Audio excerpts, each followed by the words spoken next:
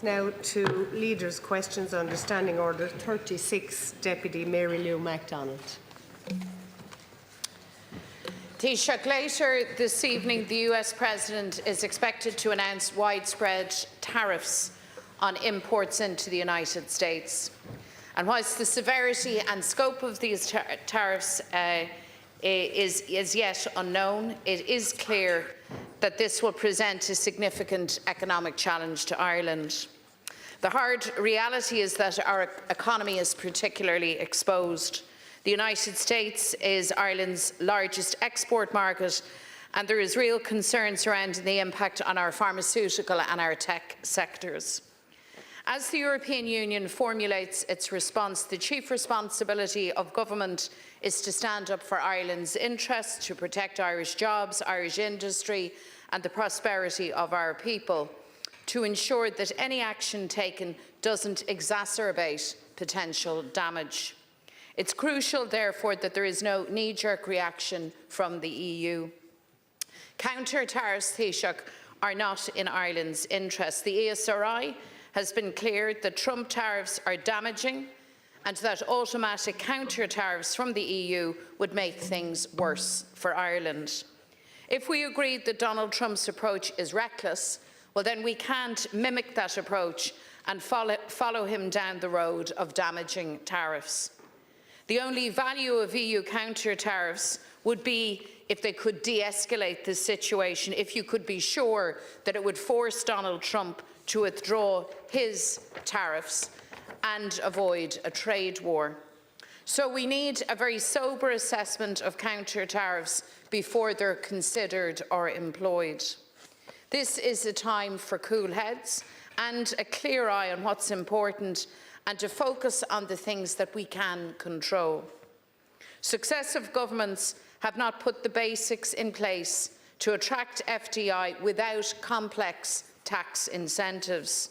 They failed to invest in the areas key to building Ireland's long-term competitiveness and attractiveness. The scenario we now face shows that this must change. We need ambitious investment in housing, in our childcare system, in infrastructure, in research and development, and in energy security. The threat of US tariffs cannot be used by the government as another alibi for not dealing with these issues head-on. There's also a need to recognise the threat tariffs pose to all Ireland trade. And I know that government has contacted counterparts in the North's executive. It's important that these engagements are at the highest level and focus on protecting the all-Ireland economy. I'm also, Taoiseach, of the view that a meeting should take place between the leaders of the parties here in the Oireachtas and that you should facilitate that. I think it's disappointing that you refuse to agree to a dull debate this week on the threat of US tariffs, because the reality is that there will be no winners in any trade war.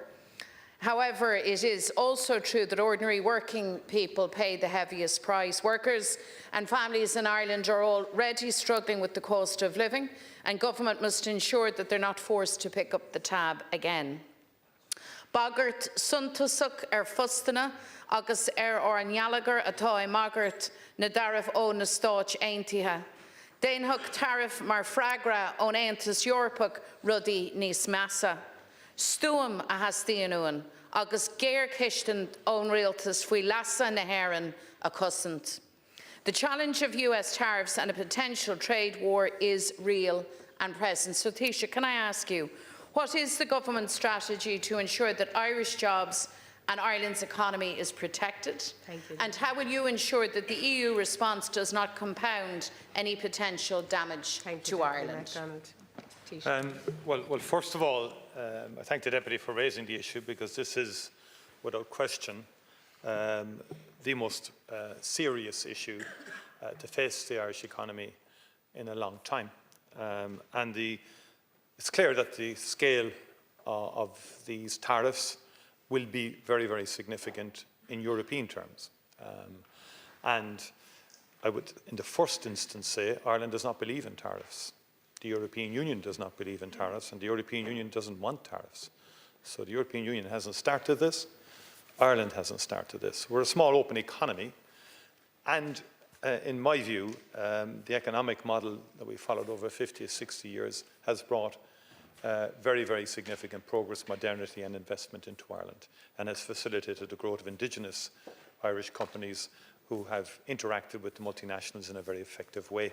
And the bottom line is this, however, that ultimately to get this into a sustainable lending zone for the future, negotiations are key. And the Deputy outlined that part of the approach in designing any countermeasures from the European Union will be the negotiating table. Can we get this to a negotiating table where you could get a reasonable settled pattern? It will not be status quo ante, it will not be what it is now. And I think, as I said yesterday, I think the old order is changing, and it's regrettable. We are in an era of increased protectionism. That is not good for Ireland. It's not good for open economies. We have obviously engaged with the European Union in respect of, first of all, having a cool and calm response and not an immediate response. Also, that in the design of countermeasures, that Europe be strategic and that it doesn't bring more harm on ourselves, on Europeans, as opposed to anybody else. In other words, where we have clear surpluses, it makes sense that we don't invite a doubling of tariffs or further tariffs on. That said, it is a very serious imposition on Europe. There will be some response. And there are 27 member states. There are different balances across the EU. The car industry has been would potentially be very severely hit. There are some countries who will suffer greatly on that score. Our focus, agri-food, is a big concern of Ireland. Beverages, spirits, and food and dairy products, and pharma. And then we have to, and working within the European Union, make sure that other sectors aren't damaged by any potential countermeasures. So the government strategy is to optimise the protection of Irish jobs. That is the fundamental objective, to protect Irish jobs. And I would say that one of the more fundamental reasons why people continue to invest in Ireland is, first of all, our membership of the European Union, our membership of the single market. American companies are global companies, and if they're cut off from European markets, they will diminish. They will say to you they can't survive without a global footprint, and therefore that European market and our membership of it. First of all, the free mobility of European citizens. When companies come to Ireland, they can avail of skill sets across the European Union. And you can look at the composition of workforces in Apple, Google, any of the pharmaceuticals, it bears witness to that. So we've moved beyond the tax as being the key incentive for jobs coming to Ireland. It's much more than that now. Our investment in R&D in recent years, over the last 3 decades, has been very significant. We step changed that, and that brought a lot of jobs to Ireland that otherwise would not have come to Ireland if we hadn't made those investments in R&D in the late 1990s. So, an rud is tochtaí ná, caithimid sochar agus caithimid gach éana Eric a dhéanamh, chun jobbanna a chéamh nú, agus le cúna dé go méid cainteanna ar siúl idir na stáit déantaithe agus an Europe. Sin an trí chun é seo a réiteach I gceart.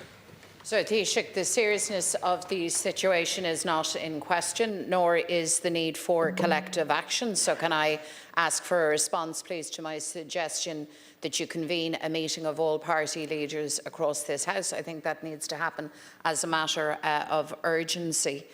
I think it's also helpful to recall that Ireland is and will remain a very attractive location for investment. I think you have acknowledged that the tax deals, some of them questionable, it needs to be said, and indeed controversial, that era is now behind us, not least because of the global evolution of the taxation system. So therefore, let me repeat, the focus on infrastructure, on skills, on R&D, and on basic public services, including childcare services.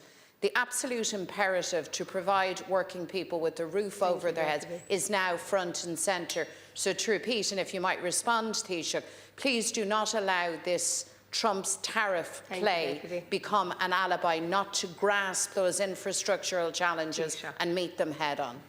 First of all, a meeting of party leaders will be convened. I think it would make more sense once we see the imposition of the tariffs and the announcement from the US side, plus the initial response from the EU, and we have no issue with a Dáil debate. I think next Tuesday would be a more optimal time for it, if I'm honest, because we won't have the full information this afternoon or tomorrow in terms of potentially what could happen. Although if people want it tomorrow evening, we can facilitate that in terms of the Dáil debate. But I think we do need the maximum information we possibly can. There are no tax deals, specific tax deals on the companies, Deputy. I think you're mistaken there. No tax deals. We have a general corporation tax rate, which we've had consistently. We have R&D tax credits, which are general and uniformly applied. It's important we make that point and assert it, because detractors of Ireland always want to try and undermine Ireland in making those assertions, which we've always objected to that and fought against that idea and that notion. And again, thank you, Taoiseach. We have invested exponentially in infrastructure. We've invested in R&D. And we'll continue to do that. Thank you. And the results have been there to see the last 5 years. There's been a lot of foreign direct investment coming into Ireland over the last number of years for a broad range of reasons. Deputy Ivana Bacik. Well, I think anyone who saw the chilling footage shared at prime time last night by Dr. Morgan McMonagall will know that those grim images of the children killed and wounded in Gaza will stay with us all for a very long time. And I just want to commend Dr. McMonagall for sharing those images with us and that chilling footage. Taoiseach, I want to ask you today about an issue which is affecting children and young people here in Ireland, and that is the crisis in special education. Today, Equality in Education, a group of parents who cannot access suitable school places for their children, they will stage a second overnight sleep out tonight in protest at the ways in which the state has failed their families. A few weeks ago, they slept outside the Department of Education on Marlborough Street. Today, on World Autism Day, they will bring their protest to our door at Leinster House.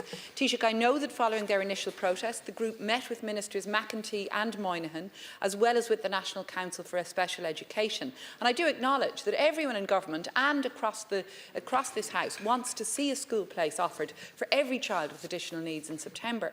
But parents remain deeply frustrated because the government appears incapable of guaranteeing that such a place will be provided. The last time I raised this issue, you told me the government would do all you could to work towards providing a place for every child. But Taoiseach, the NCSE does not even know how many children are without a school place or how many places will be needed. So it's understandable that parents are frustrated. Childhood is short, and the consequences for a child of receiving inappropriate schooling or no schooling are massive. Children who are being failed today do not have the luxury of time, yet the government is slow even to get to grips with the scale of failure. And every day, I and all of us hear from parents who are at the end of their tether. I read the moving words of one such parent in today's Independent. Chrissy Russell is the mother of Finn, and she wrote about the rage she feels at the ways in which her autistic son has been failed. She wrote, "The rage isn't helpful, but I cling to it in preference to the fear, which tearfully crops up on a regular basis when I think about the future." And sadly, her feelings are warranted, because so many children can't get a diagnosis, can't access a school place or therapies, and many children are unsupported at a later stage in the transition from primary to secondary school. Many young adults with additional needs fall off the radar completely. So where is the wraparound support? Another parent told me all she wants is a fair shot for her son. Taoiseach, as legislators, our job is to act, and parents sleeping out tonight do not want platitudes. They want action, they want to see the issue as being taken seriously, and Taoiseach, the time has come for your department to get involved, for a whole-of-government approach to be taken, a coordinated approach to ensure that the Department of Education and the NCSE will have the information to enable them to carry out the future planning that's needed so that every child will get a school place this September. Children with additional needs and their parents, Taoiseach, are asking, when will they see their rights to education vindicated? Thank you, Deputy Taoiseach, to respond. First of all, I thank the Deputy for raising this issue and referencing Dr. McMonagall, whose bravery and courage we should salute. I didn't get an opportunity to see the footage last evening, but I will in due course. Every child in this country has a right to a school place. It's a fundamental constitutional right, and it is the function of government to vindicate that right. And that is my intention. I have already convened meetings with 8 government ministers in respect to the disability issue. There will be full coordination across the whole of government in relation to disability, and more specifically in relation to special education. Ministers McEntee and Minister Moynihan are working flat out with the National Council for Special Education and with the Department of Education to ensure a school place for every child this September. And progress is being made. I mean, overall in special education, there's been exponential growth and investment, but that's not enough for the parent who today has uncertainty in relation to next September in terms of a school place. But about 372 extra special classes have now been sanctioned for this year. That's in addition to the numbers of classes that we already have, which are in the thousands, as you know. The ultimate objective is to have a central application system in place for the school year beginning in September 2026. That's the aim, to have it in place by then. Also to have applications for places to start for that school year next November of this year. The application date, closure date this year was February, which was 9 weeks ahead of last year. So to give the NCSE and to give the Department of Education sufficient time to identify the numbers needing placements and to get and to encourage and get schools to set up special classes, establish special schools where we have to. And as you know, we've increased the number of special schools significantly over the last 4 years, and there's an additional 5 to be established this year. We're working flat out to do everything we possibly can to make sure that every child will have a place next September. There are significant issues have been manifested in Dublin and in Cork. We believe the pathway is there in the Cork area that every child will have a place. There are still some, I acknowledge, outstanding issues in the Dublin region that need to be closed off, and that's what we're working on and focusing on, and to do whatever it takes to make sure that the capacity is in place to provide for that. An additional 1,200 places are available this year, bringing the total available places to over 3,900 for about 3,275 students. So we estimate about 3,275 seeking, about provision of about 3,900 places. And that's to cover that we want children to have a placement, in their local school or a school within a reasonable distance from where they live. Well, Taoiseach, thank you for the comprehensive response and for making clear that there are measures being put in place to ensure that future planning will be improved upon. But I think there's still a serious frustration and a serious doubt there about whether children will secure places that they need this September. And school principals are expressing this concern to all of us, I believe. I recently heard from a school principal who told me about how parents are now enrolling their children in mainstream classes where they hear that a school has secured planning permission for special classes, which haven't yet been built. But parents are so desperate for a place that they find their best hope is in a classroom that exists only in the future, only on plans. I spoke with a principal this week in Dublin who told me about her absolute frustration at the waiting list she has to face because so many parents in her area are without a place and there's so few places available. I've heard of other principals who are knowingly oversubscribing their schools simply because the parents pleading with them are so desperate. So Taoiseach, last time we spoke, you said that you were working to see if we can ensure places for children next September. But on World Autism Day, we do need a really clear commitment that this September there will be places available for every child who needs one. That is our commitment. That's what Minister Moynihan, Minister McEntee are working towards to make sure that happens, and also for future years. The growth in numbers identifying with additional needs is growing exponentially. If you look at the census, the most recent census compared to the previous one, is quite dramatic increase or significant increase. But also, if you look, we now have about 3,336 special classes, and there will be a further 372 on top of that. We have about 124 special schools. 11 of those opened since 2020, 5 more opening this year. We now have 23,400 special needs assistants in our schools, 20,800 special education teachers in our school. I just say that's no consolation to those currently, but it does give you an illustration of the enormous part of the education provision that is now focused and targeted at additional needs education or special needs education, as it may have been termed differently in recent times. That will grow, and we will provide resources to enable that to happen. I accept there has to be, and that's the focus, has to be in a better planning system in terms of a common application, which is part of the programme of government and to which we are now committed. move to Deputy Cian O'Callaghan. Taoiseach, the government has spent years trying to convince religious orders to contribute to redress for survivors of mother and baby homes. These efforts started in January 2021 when then Minister Roderick O'Gorman first wrote to the orders saying they may wish to consider making a financial contribution to redress costs. His begging letters were ignored. In May 2023, the government appointed former trade union official Sheila Noonan to negotiate with the orders. She was told to come back with a best and final offer from the orders within 6 months. Nearly 2 years later, Ms Noonan has filed her final report stating just one order has made a serious offer of cash to pay redress. Going cap in hand to religious orders was not a successful strategy. Hardly surprising, given we know these orders would much prefer to pay their armies of lawyers than the women and children that they tortured and abused. Religious orders that own assets worth hundreds of millions. Taoiseach, for decades in Ireland, unimaginable horrors were perpetrated in mother and baby homes. The infant mortality rate in these institutions was 5 times the national average. There were thousands of unexplained infant deaths, missing children, and multiple mass unmarked graves.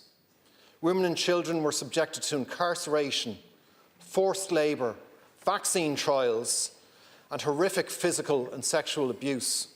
Families were ripped apart, there were forced adoptions, and children were boarded out to act as indentured servants. And there's never been any accountability for any of these crimes.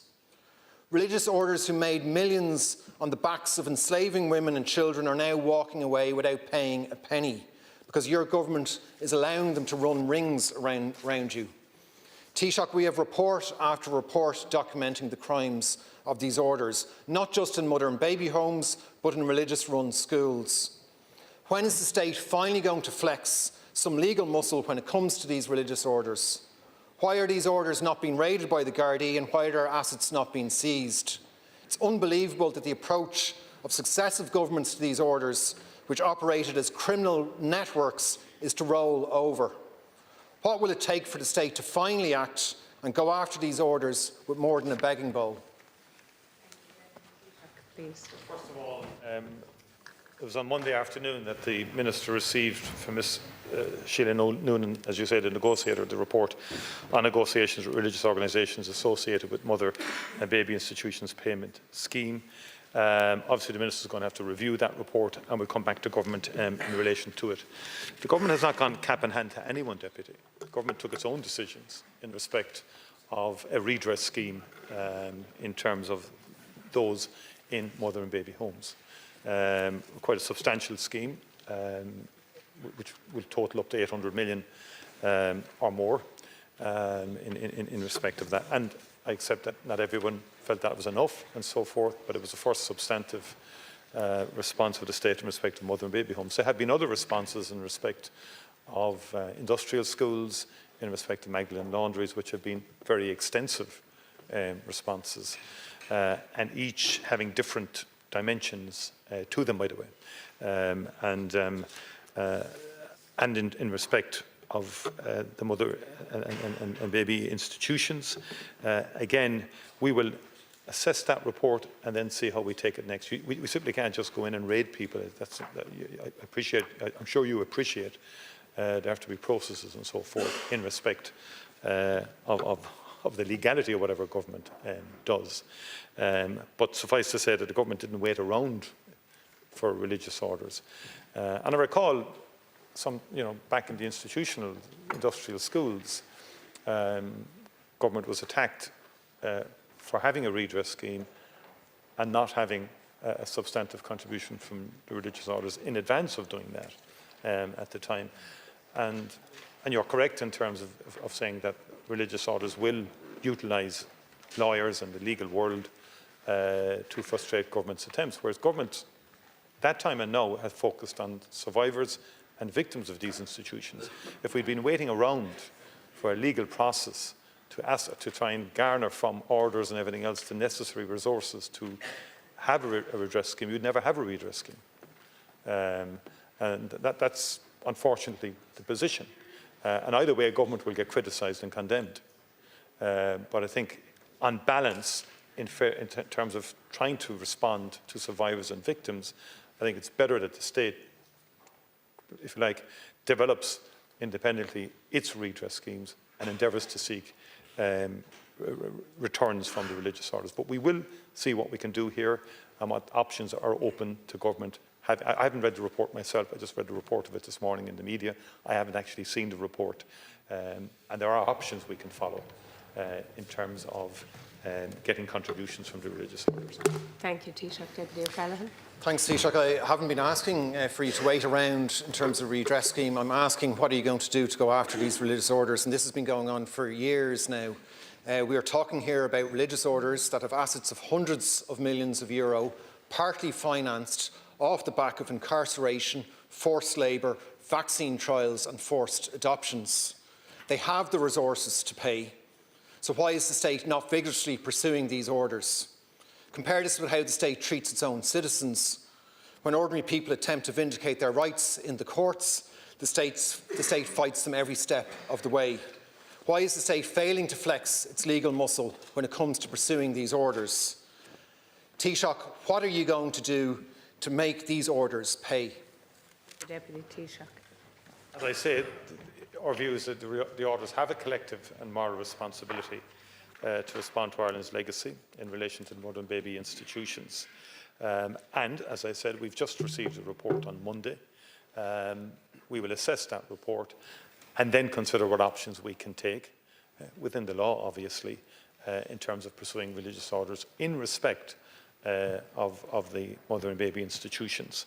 And, as I said earlier, it's arguable, and this is a matter we'll have to take advice on, in terms of the precise and specific issues that pertain to mother and baby homes, which will be different to those that applied to the industrial schools, for example, where the state was directly involved in terms of inspectorial reports and inspections and so on of those schools, and where it was the state that put many young people into industrial schools. Unlike mother and baby homes, the state wasn't directly involved in that. Nonetheless, we will seek what's the most effective way to get a contribution from the religious orders, and we'll see what options are We now available. move to the Independent Technical Group. Deputy Michael Fitzmaurice. Gramagat Cancorla. Taoiseach, you've spoke about building 300,000 houses over the next few years, and I wish you luck on that. The facts are, at the moment, that 85% of the towns of Ireland do not have capacity for giving extra water to new housing. We know that the budget that Irish Water are working on at the moment, and on the 10-year plan, is for bringing it up to spec for EU regulation, and based on approximately 30,000 houses per year. We know that in relation to Ringsend in Dublin, capacity in sewerage, it's over capacity. So what happens in overcapacity? You open the sluice valve and away with it. What's happening in Mutton Island and Galway? The same thing. What's happening with quality of water in Cork? Major problems. And this is in light, when you look at the likes of the Dublin wastewater plant got approval. It started in 15, in 19 it got approval. It's in the courts since. It hasn't moved. Major problem. In light of the Ballymore-Eustis pipeline that's 50 years on the go, 6 leaks on it at the moment, 40% of Dublin's water is coming into it, and to be quite frank about it, and it's not my words, it is actually the chair of Irish Water, but it's actually true that that pipe could bust any time, and then there'd be pandemonium. And you have to look at the Shannon pipeline that's proposed that basically is going to cost a fair few quid. And at the moment, Taoiseach, there is 400 plants that across this country in sewerage in smaller towns that need to be brought up to spec. They are saying now that that won't be possible until after 2030. And I give you the example. Irish Water said in 2022 that Ballygar and County Galway was going to get an upgrade, Montpellier was going to get an upgrade, they were all going to do it in a bundle. Now they're looking at 2026 if they have funding. I'll give you, that's on sewerage. On water, Clonfad is a small village in County Roscommon, and this morning for the 21st time at Lowbury Cross, the pipe is busted once more. They have announced that they're doing part of it, but ironically enough, if you don't do the full, it's like having 2 cuts in your finger. If you put a bandage on one, the blood will still come out of the other. And Taoiseach, I am asking you, how can you sort out the planning side of it, make sure there's enough of funding to come to what you're looking for in the line of the 300,000 houses? Because most of these infrastructural projects are 10 years on the go. You've got to cut that minimum by half. Thank you, Deputy. And I am asking you, what will be done for the likes of the judicial reviews that's costing basically the big one in Dublin? What's going to be done around the country in making sure that smaller towns are looked after as well? Thank you, Deputy Taoiseach, to respond. Thank the Deputy for raising what is a key issue, key infrastructural issue in terms of facilitating the construction of thousands of houses, but also in terms of the broader economy. And the existing Éireann strategic funding plan, which was from 2025 to 2029, was approved last November. And that committed over 10 billion in capital investment by Éireann in that period. And there will be further additional investment in the context of the National Development Plan. We already announced a billion allocation additional in the last budget in respect of receipts from the sale of shares in AIB. So we're under no illusion that it will need substantive more capital investment. The water supply project was approved in principle by government in June of last year, and that's a generational project which you referred to in terms of dealing with the deficit and lack of capacity for growth in the Eastern and Midlands region by supplying water from a hydropower reservoir on the Shannon River. Now, we need people to go with that. We need political representatives to go with that, because any delay in that could have very serious consequences for the Eastern and Midland region, and the budget is extraordinarily high for that, or the spend on that. The Greater Dublin Drainage project that you spoke about, the current planning application, my understanding is under review. And again, you've mentioned judicial review. The new Planning Act is meant to streamline that. We have to now implement that and commence it. That was the subject of a lot of debate in the last time, a lot of opposition in the last time. A lot of people said we were rushing it. It took 4 years to get from conception to conclusion in the legislature to get that act passed. And on the one hand, we're saying our system is too slow, and it is, in my view, in terms of both planning and in terms of the utilisation of JRs. I think collectively as a society, we have to weigh up that which is important for all of us collectively. Water supply is one of that. What we're saying to Irish Water, there will be further investment, but parallel with compliance obligations, there has to be increased capacity for housing. And we also, I believe, we have to look at the options of working with the private sector in terms of water supply and in terms of wastewater. We have to just open and broaden perspectives in terms of how we're going to meet the enormous challenges that we're facing on the housing front in particular, in terms of new connections, new supply capacity. And that's something that the government is examining at the moment. Thank you, Taoiseach. Deputy Fitzmaurice. Thanks, Taoiseach. But the facts are of this 10 billion that's proposed, that 5 billion of that will be to comply with EU legislation to basically come in compliance with plans that aren't in compliance at the moment. Also, there's 3 billion of that towards the Shannon project. And what you are saying then is that you have 2 billion over 5 years to produce 30,000 houses more every year, which, to be quite frank about it, whoever done those figures, and I know it's not you, but having the bull's clue of what's going on in this country when you try and supply water and supply sewerage for the projects in question. Last year, and here are the facts, the subcontractors that's in with Irish Water doing repair and leaks and doing maintenance, in August, the budget was gone. 500 subcontractor people out working were laid off last August. I predict they were laid off because their budgets had blown in what they were going to do. So from August in until Christmas, whatever leaks or whatever repairs, tough luck, we've got to leave it to next year. And the same will happen this year with the way they're doing their budgets. And in my opinion, I would ask you as Taoiseach to look at, when you're talking about 30,000 extra houses on top of the 30, to look at what the figures they're given. And when you look at the Shannon project, that's a once in a lifetime. Should be a separate budget completely compared with all the other budgets, because it's once in a lifetime for Irish Water. Taoiseach to respond. I think you've made a number of fair points there.